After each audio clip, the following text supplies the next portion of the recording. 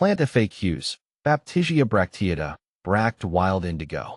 Baptisia bracteata, commonly known as Bracted wild indigo, is a perennial plant that has become a staple in my garden. Its striking foliage and beautiful blooms make it a favorite among gardeners.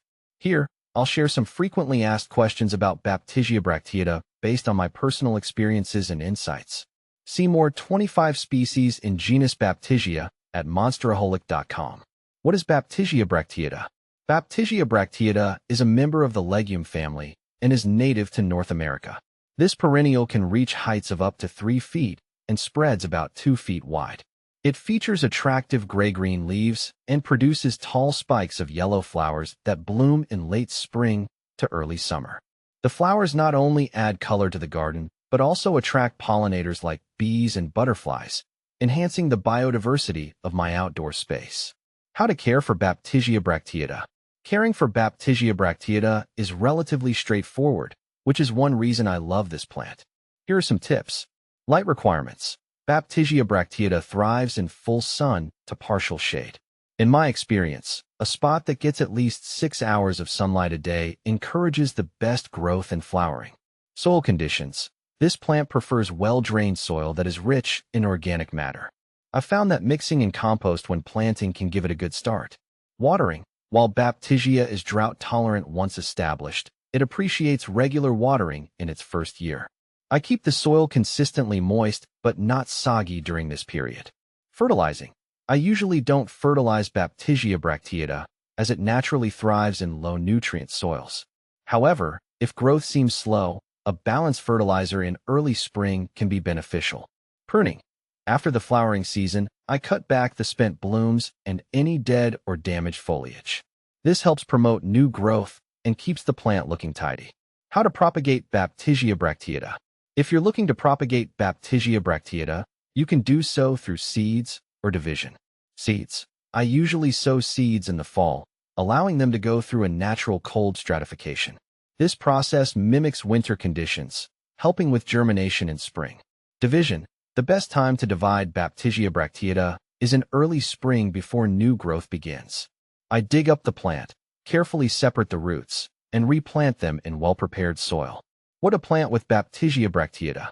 Pairing Baptisia bracteata with complementary plants enhances the overall aesthetic of my garden. Here are some great companions.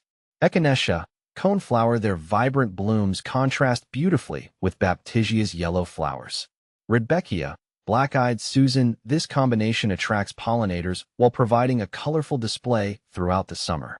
Grasses. Planting Baptisia alongside ornamental grasses adds texture and movement to the garden, which I find visually appealing. Is Baptisia bracteata toxic? One concern many gardeners have is toxicity. The good news is that Baptisia bracteata is considered non-toxic to pets and humans. I often plant it in areas frequented by my dog, knowing that it poses no health risks. Benefits of Baptisia bracteata. Baptisia bracteata offers several benefits that I've come to appreciate. Low maintenance. Once established, it requires minimal care, making it perfect for busy gardeners like me. Drought tolerance. Its ability to withstand dry conditions makes it ideal for my garden, especially during hot summer months. Attracts pollinators. The flowers draw in bees and butterflies, contributing to a thriving ecosystem. Common problems. While Baptisia bracteata is generally resilient, I've faced a few issues. Root rot.